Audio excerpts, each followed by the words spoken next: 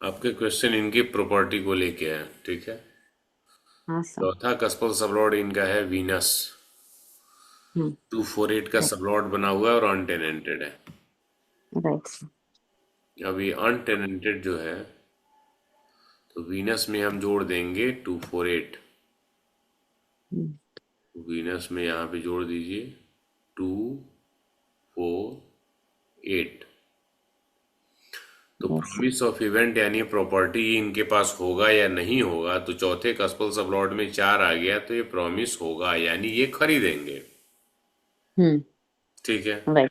हम्म। इस चौथे भाव का 12वां यानी तीसरा भाव यहाँ मौजूद है, यस सर। और 8वां भी मौजूद है, जो कि यस। प्रॉब्लम का होता है। तो हम्म। तीन, तब यहाँ पे दो कॉम्बिनेशन काम करेंगे, एक 3-8 वाला और एक 4-8 वाला। अब 3-8 वाला कॉम्बिनेशंस क्या करेगा, कुछ न कुछ आपको डिस्प्यूटेड प्रॉपर्टीज में आपके पैसे फंसवा देगा, या कहीं ना कहीं जो लोकेशन सही नहीं होगा वहां लेके चला जाएगा, कुछ डॉक्यूमेंट रिलेटेड इश्यूज करा देगा, कुछ न कुछ, मतलब जो एक बैरियर होता है वो क्रिएट करेगा। और 4 के साथ जो 8 नंबर है वो क्या करेगा, इस 4 से संबंधित जो आपकी डिजायर्ड है, इच्छा है, विश है, उसको पूरा नहीं होने देगा। तो अब ये ओके सर। प्रॉपर्टी में इनके पैसे जाएंगे, लेकिन क्या होगा, लोकेशन सही नहीं हो सकता है, या कुछ डिस्प्यूटेड प्रॉपर्टीज हो सकती हैं, या ये ओके। महंगा खरीद सकते हैं जिससे नुकसान हो। अब इस स्थिति में जैसे इन्होंने एक्सपेक्ट किया कि किसी लोकेशन पे प्रॉपर्टी खरीदी और अगले 5 साल में इसका रेट डबल हो जाएगा। राइट। अब जो सोच के इन्होंने जहां खरीदा है, ऐसा हो सकता है गवर्नमेंट का कोई ऐसा प्रोजेक्ट आ जाए, या कुछ उधर से नया प्रोजेक्ट पास हुआ वो वहां से बंद कर दे, कुछ नया नहीं होना, वो दूसरी जगह चला जाए, डाइवर्ट हो जाए, कोई एक्सप्रेसवे निकलना हो, या ऐसा हो कि उसके कारण वो रास्ता बंद हो जाए, मतलब वो कमर्शियल एक्सपोजर इनको ना मिल पाए। अभी इस कारण इनकी जो इन्वेस्टमेंट है वो फंस जाएगी, क्योंकि 3 और 8 वो एक बैरियर क्रिएट करेगा, 4 और 8 उस प्रॉपर्टी से रिलेटेड इनकी जो इच्छा है वो पूरा नहीं होगी। Okay sir. ठीक। अब प्रॉपर्टी में एक चीज ये है कि एक समय बीतता है ना, तो समय बीतने के साथ उसका रेट बढ़ता है। मतलब कैसी भी प्रॉपर्टीज रहे, जैसे 20 साल पहले यदि किसी प्रॉपर्टी की इन्होंने खरीदा होगा 20 लाख में, सपोज कीजिए, हम्म। तो 20 साल बाद वो जहां भी रहेगा तो इतना तो निश्चित है वो 20 में नहीं बिकेगा, उससे ऊपर ही बिकेगा। Yes sir. अब उसी टाइम पे किसी दूसरे ने किसी दूसरे लोकेशन पे 20 लाख लगाया होगा, तो हो सकता है 20 साल बाद वो आज 20 करोड़ का हो गया हो। इनका 20 करोड़ का नहीं हो गया, 1 करोड़ का हो गया हो, या 50 लाख का हो गया हो। तब ये हम्म। चीज इनको प्रॉब्लम देगी। तब ऐसे आप नॉर्मल वे में समझे तो आपको लगेगा ना कि 20 साल पहले हमने प्रॉपर्टी 20 लाख का खरीदी, आज 50 मिल रहा है। हम्म। लेकिन इनके दुख का कारण ये होगा, ये उससे कंपैरिजन करेंगे कि यहाँ इस लोकेशन में यदि 20 लाख लगाया होता तो आज 20 करोड़ हो गया होता। यस समझ सर। रही हैं? तो वो हम्म। इच्छा इनकी पूरी नहीं होगी। ओके। क्लियर? Yes sir. तो वो मैटर इनके साथ रहेगा, इनकी इस इच्छा को वो पूरा नहीं कराएगा। हम्म। मतलब इनको कॉम्प्रोमाइज करके ही बेचना पड़ेगा। Okay sir. यदि इसमें मार्स के जो रिजेस्टोन है ना, वो आप इनको ट्राई करा सकते हैं, फिर यहाँ पूछिएगा मत अभी, क्योंकि आप कॉन्सेप्ट नहीं पढ़े हैं। Okay sir. थोड़ा बहुत मैं यहाँ पे रीजन बता दे रहा हूँ। मार्स में प्रॉपर्टी रिलेटेड हाउस 4 और 11 है, धन के, ये प्रॉपर्टी से लाभ का, और बेचने के लिए 3, 5, 10 है। तो हो सकता है बिके तो लाभ हो, पॉसिबिलिटीज है, हम्म। ये मैं बता रहा हूँ। अब हम्म। ऐसा नहीं बाद में आप कहोगे नहीं 100% लाभ ही हो, 100% नहीं हो सकता, क्योंकि 4 कस्पल सबलॉर्ड अपने प्रॉमिस में ही प्रॉब्लम को और लॉस को बता रहा है। यस। वो प्रॉब्लम और लॉस इनको होगा, हो सकता है वो चीजें कम हो, हम्म। थोड़ी कम हो जाए, हम्म। लेकिन ओके। पूरी तरह से इनके जो एक्सपेक्टेशंस होंगे कि ऐसा हो जाए तो नहीं होगा। कई लोग किसी प्रॉपर्टी जगह पैसा पैसा इन्वेस्ट करते हैं, वो 2 गुना सोच के कर रखते हैं, लेकिन उनके साथ पता चलता है कि अगले 5 साल में उसका दाम 5 गुना बढ़ गया है, हम्म। यानी उनके सोच से ज्यादा हो गया है। Yes sir. कहीं ना कहीं उनके कॉम्बिनेशन प्रॉमिस ऑफ इवेंट में ये 3, 8, 4, 8, इसका समस्या नहीं होता। हम्म। नहीं, जिसके साथ ऐसा हुआ है, आप देखिए आपके आसपास में पता चलेगा, यदि कोई आदमी आता है जिसने कहीं 5 साल पहले कोई प्रॉपर्टी ली, ये सोच के कि अगले 5 साल में 20%, 50%, 100% बढ़े, लेकिन किसी हम्म। कारण 905 गुना हो गया मार्केट रेट। हम्म यानी उसने सोचा भी नहीं था, तो राइट। उम्मीद से ज्यादा मिल गया। नहीं, हाँ हाँ। लेकिन इनको उम्मीद ही पूरा नहीं होगा। कोई दिक्कत? No sir. तो प्रॉपर्टी खरीदने और बेचने, इसका जो भी काम जिनको करना है, तो खरीदने के लिए तो 2 4 11 या 4 11 12 होता है, बेचने के लिए 3 5 10 होता है। लेकिन इसमें यदि आठवां भाव आ गया ना, तो वो प्रॉब्लम करता है, प्रॉब्लम करता ही करता है।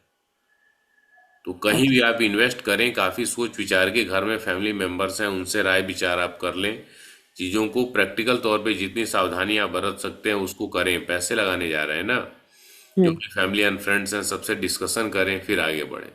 अब की दिमाग में आएगा कि क्या हम इतना करें तो इससे गारंटी है, तो गारंटी तो किसी भी चीज का नहीं है।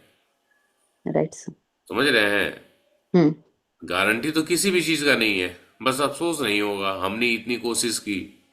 हम्म नहीं, मेहनत करने के बाद असफलता आती है तो बस अफसोस ये नहीं होता है चलो हमने तो मेहनत किया। अब वही मेहनत आप ना किए हो फिर असफल हो जाए, तो बार बार एक रहता है काश हमने ये किया होता, काश हमने ऐसा किया होता। ओके। नहीं, अब तो हम्म नहीं है। तो वो चीज है। हम्म क्लियर हुआ? Yes sir. बोलिए, और किसी का कोई क्वेश्चन है तो। सर, ये दो बातों में क्या डिफरेंस हम कैसे समझेंगे? एक होता है कि रेंटेड प्रॉपर्टी में रहना, हम्म। मतलब एक व्यक्ति हमेशा रेंटेड प्रॉपर्टी में रहता है। हम्म। और एक होता है कि एक पर्सन रेंट पर प्रॉपर्टी दे रहा है, मतलब उसको रेंट से इनकम हो रही है। हम्म। तो दोनों में क्या डिफरेंस, हम कैसे जज करेंगे? तो then चौथा बहुत सी कस्टम ऐसे। सबलॉट में 4 नहीं होगा ना, 4 11 12, इसीलिए तो आप अपना नहीं खरीद पाए, तभी ना रेंट में रह रहे हैं। समझ रहे हैं? दो चीजें होती हैं, इसी रेंट को ही आप समझो। जैसे आप समझिए 50 साल या 100 साल पहले के हिसाब से चले जाइए, तो लोगों का कोई जो जहाँ है वहीं है, खेती उनका मुख्य साधन है, पैसा है, वहीं रह रहे हैं। जैसे हम्म, जैसे हम्म, कमर्शलाइजेशन हुआ, चीजें बड़ी औद्योगिकरण हुआ, लोग दूसरे जगह निकल के कमाने जाने लगे जहाँ भी। अब यही है, जैसे मान लो शिरीष जी का अपना घर है कलकत्ता में और ये नौकरी के लिए बोकारो गए हैं। तो ऐसा तो है नहीं कि जहां जहां हम्म, जाएंगे वहां ये घर खरीद लेंगे। तो इनके पास अपना घर है और सेम टाइम पे दूसरी जगह रेंट भी पे कर रहे होते हैं। तो अपना घर हम्म, है तो सेम टाइम पे रेंट भी पे कर रहे हैं, तो जो रेंट पे कर रहे हैं वो एक्सपेंसेस में हो गया, खर्चे होगा। अपना हम्म, घर है ना। तो ये दोनों दो डिफरेंट चीजें हैं। जैसे आप खर्चा कर रहे हैं तो 12th हाउस हो गया आपका, हम्म, जो रेंट है वो आपका खर्चा है, तो वो 12th हाउस हो गया। आप घर खरीदेंगे या प्लॉट खरीदेंगे या नहीं करेंगे, आपका 4th हाउस हो गया। तो आपके 4th हम्म, कस्टम सबलॉट में 4 11 12 है, तो आप डेफिनेटली खरीदने की संभावना काफी बढ़ जाती है। यस। और 4 11 12 नहीं, और उल्टा तीसरा भाव 3rd हाउस आ गया, तो बड़ा मुश्किल है। मतलब 90% मान के चलो कि आप खरीदना नहीं खरीद पाओगे। तो आपका ये कंसर्न है कि यदि किसी के पास अपना घर नहीं है, इस केस में आप रेंट की बात कर रहे हैं, तो 4 CSL में 4 11 12 नहीं होता होगा। तो कहीं ना कहीं तो रहेंगे ना। तो पहले लोग क्या होता था, दूसरे की जमीन में रह गए, जमींदार की जमीन है वहां अपना घर बना लिया, सरकार की जमीन में घर बना लिया, इस प्रकार से अपना तो मालिकाना हक नहीं हुआ। तो मालिकाना हक की जो बात है कि ये आपका है, तो उसमें 4 CSL को हम देखेंगे कि आपके खरीदेंगे कि नहीं या खरीदा है कि नहीं। फर्स्ट थिंग ये हुआ। दूसरा है रेंट से पैसा कमाना, रेंटल इनकम।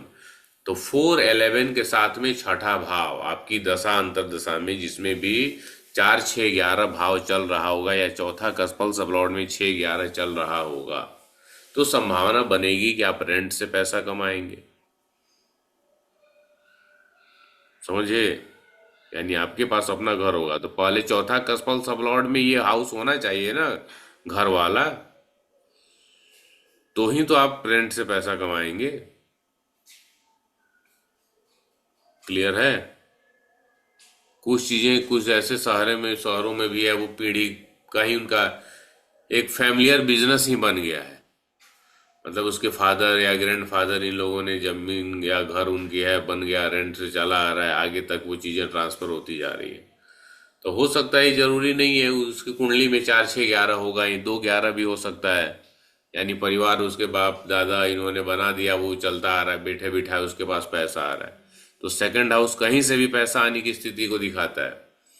तो भले उसमें छठा भाव नहीं होगा, सेकंड हाउस ही रहेगा, उसके पास पैसा आ रहा होगा। काम क्या करते हो? तो कुछ नहीं। अरे तो इतने ऐस कहाँ से होता है, कहाँ से पैसे आते हैं? तो बस घर है, रेंट कार है, दुकान है, रेंट कार है। यानी बिना किए भी पैसा देने की क्षमता सेकंड हाउस में ही है। समझ रहे हैं? कोई ना कोई पूरा कर दिया ये। तो इनको भी आता है रेंट से पैसा, ये जो मैंने अभी कुंडली लगाई है ना, तो हाँ इनका जो इनके पापा ने इनको जो लैंड दिया था उस पे इन्होंने इनका खुद का भी घर बनाया, और हाँ उसके ऊपर दो जो फ्लोर्स है ना वो रेंट पे देते हैं। हाँ। तो ये अब जो है। देखिए, अब ये क्या है कि इनका चौथे कस्पल सब लॉर्ड में तो प्रॉमिस तो है, हाँ। आ जाएगा। अब चौथे कस्पल सब लॉर्ड में सेकंड हाउस देखिए, तो वीनस सेकंड का भी सब लॉर्ड बना हुआ है। ऐसा। तो सेकंड का भी सब लॉर्ड बना हुआ है, तो दूसरा भाव भी आ गया। यानी हम्म। कहीं से भी पैसा आएगा। छठा भाव होता तो वो भी एक पॉसिबिलिटी होता, तो छठा भाव नहीं है। सिक्स कस्पल सब लॉर्ड में देख लेते हैं, चार है कि नहीं। तो सिक्स कस्पल सब लॉर्ड है मून। सिक्स कस्पल सब लॉर्ड है मून। हाँ तो उसमें है सर। और मून में देखिए 4 नंबर। 6 और 4 तो हाँ। तो एक संभावना देता है, ये कर सकते हैं। रेंटल इनकम भी ये कमा सकते हैं, वास्तु का भी काम कर सकते हैं, इंटीरियर का भी काम कर सकते हैं, सिविल का भी काम कर सकते हैं, घर बनाने बनाने का ये भी चीजें कर सकते हैं। चौथे भाव से रिलेटेड जो भी रिजल्ट है उसकी पॉसिबिलिटी ये दे रहा है। Okay sir. तो रेंटल इनकम कमा सकते हैं, कोई दिक्कत नहीं है। कोई दिक्कत है इसमें तो बताइए। ठीक है, यस सर। चलिए आगे बढ़ते हैं।